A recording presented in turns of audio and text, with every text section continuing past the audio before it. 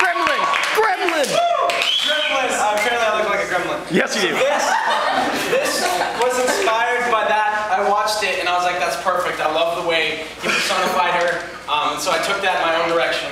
And so this is called, HH Part 2. There was a movement back in 1979 that caused an earthquake in the South Bronx, shaking ideas out of empty classrooms, project buildings, and street corners.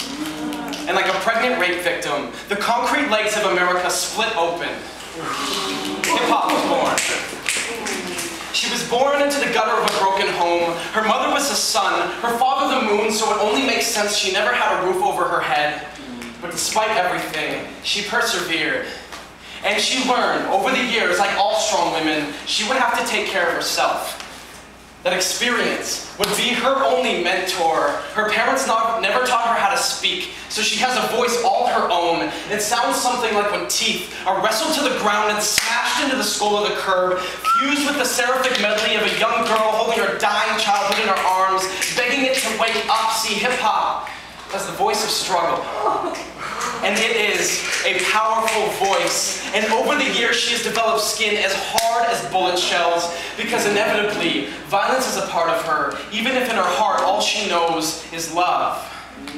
She's never played chess, because she rejects the division between black and white and understands that life isn't a game.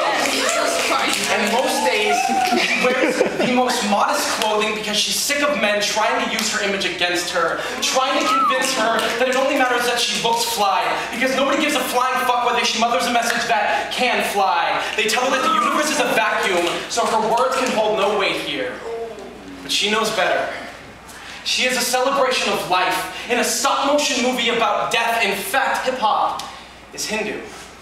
And she knows that every time somebody tries to kill her, she will come back reincarnated stronger than ever. Stronger than ever. Yet haunted by a past riddled with bullet holes and loneliness, memories of being choked to death with chains of misogyny, the violence, confusion, and hypocrisy. She was there in the hospital the night Easy died. She was in the car when Pac got shot in Vegas. She took half the bullet, sacrificing a part of herself so that he could remain eternal. Not to say that hip-hop is perfect. No, you can catch her some nights, smoking weed, sipping 40s with her demons, trading war stories, dreaming, trying to relieve the stress she's had to relive, barely breathing, but she can't give in. And she's loved only once. And they had a marriage like music.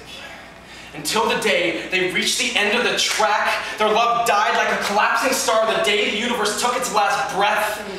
And the pain left her soul, blackened and bruised. She was alone again, and trust me, there are few things more dangerous than a black widow. And then she disappeared. For years, allowed materialistic men to finally have their way with her, let the radio strip her of everything she once stood for. And we would hear the echoes of Biggie Smalls' Stressed and Things Done Changed, and we were all asking the same question: what happened to hip-hop? Until the day Nas announced that she had finally passed away.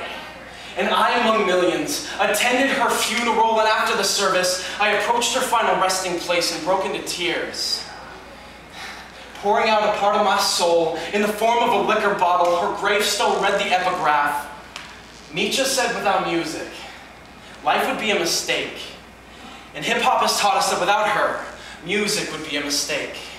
And I walked away, so depressed, stressed, trying my best to figure out who I would turn to now, not even remotely aware that if I had dug up her casket, I would find it empty. She is still out there, carrying the memory of Tupac Shakur underneath her chin. She keeps her head up, wandering the streets that damn near killed her.